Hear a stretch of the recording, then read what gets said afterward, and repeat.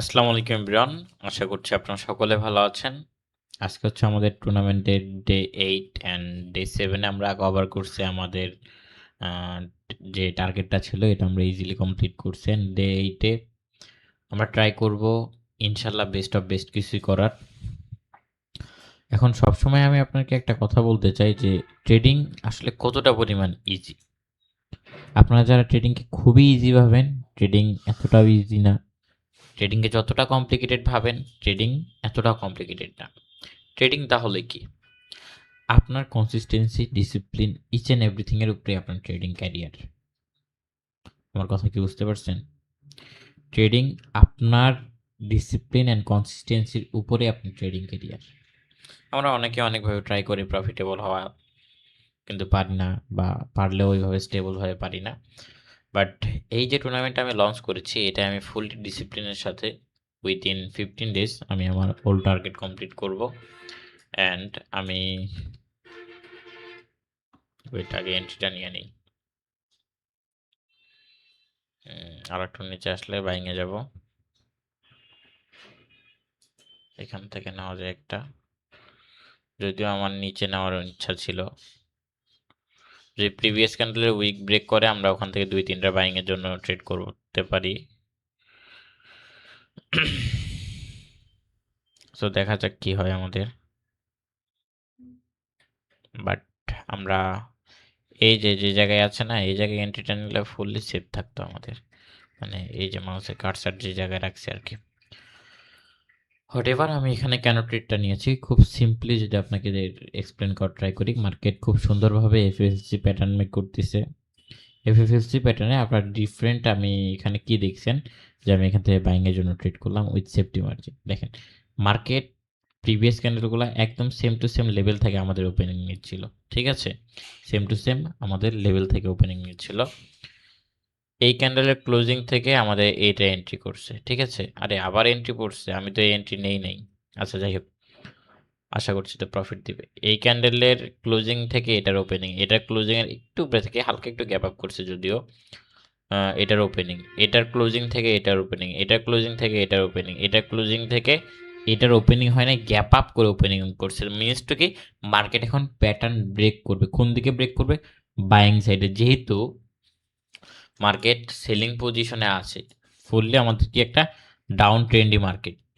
Down trendy মার্কেটে যদি সেলিংয়ের কোনো প্যাটার্ন ফলো না করে মার্কেট, দেখেন এখানে বিষয়টা বোঝায়। এফএফএলসি প্যাটার্নে যদি এখান থেকে সেলিংরা এন্ট্রি করতো, তাহলে এখান থেকে আমাদের কি হইতো, মার্কেট গ্যাপ ডাউন করতো। মিনস টু সেলিং প্রেশার আছে মার্কেটে। ঠিক আছে, গ্যাপ আপ যেহেতু করছে, প্যাটার্নকে ব্রেক করার জন্য মার্কেট কি করছে, গ্যাপ আপ করছে।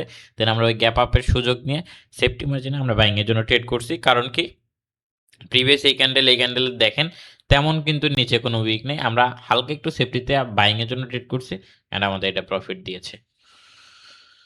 যাক আলহামদুলিল্লাহ, আমাদের 15 প্রায় $30 কাছাকাছি আজকের টার্গেট হিট হওয়ার পথে, বাট এখনো হয়নি। আমাদের আরও একটা ট্রেড করতে হবে যদিও। আমি মার্কেট আর একটু উপরে গেলে সেল পজিশন, আরে রে এই জায়গায় ট্রেডটা নিলে বেটার হতো। এই তো 50 রাউন্ড নাম্বার, হ্যাঁ যাক প্যারা নাই। যদিও মিস হয়ে গিয়েছে, একটু আগে ট্রেড করেছি আমি যদিও। একটা ট্রেড লস গেলে আমরা একটু মানে কিছু জিনিস আপনাকে এক্সপ্লেন করতে পারবো। যেমন আমি এখানে একটা বড় ভুল করেছি, মার্কেট ঢুকেই ট্রেড করছে, আগে পিছিয়ে কোনো কিছু দেখি নাই, ঢুকেই ট্রেড করছে। যদিও এটা প্রফিট যায়, এটা আমার ভাগ্যের জোরে প্রফিট যাবে, বাট পারফেক্ট কোনো অ্যানালাইসিস এটা না।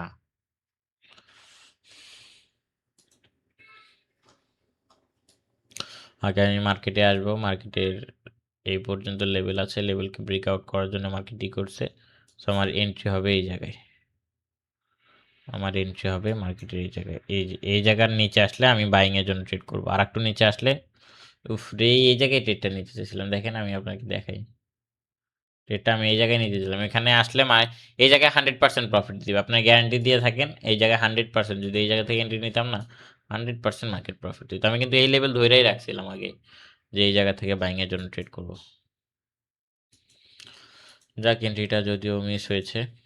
আমাদের কাছে অনেক অ্যাসেট আছে, আমরা প্রত্যেকটা অ্যাসেট ঘুরে এন্ট্রি নিলাম। প্রত্যেকটাতে ঢুইকাই যে ট্রেড করতে হবে এমন কোনো কাহিনী নেই। আমরা এখান থেকে একটা ছোটখাটো ট্রেন লাইন ড্র করতে পারি ইফ উই ওয়ান্ট।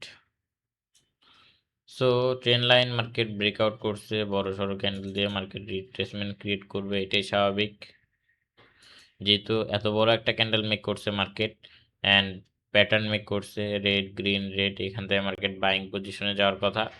সো যার কারণে মার্কেট এখান থেকে আমার মতে আপেই যাবে। সো আমি এখানে চাইলে আর একটা ট্রেড করতে পারি, যদিও মার্কেট এখন নিচে নামছে, but end of the time market buy position create করবে।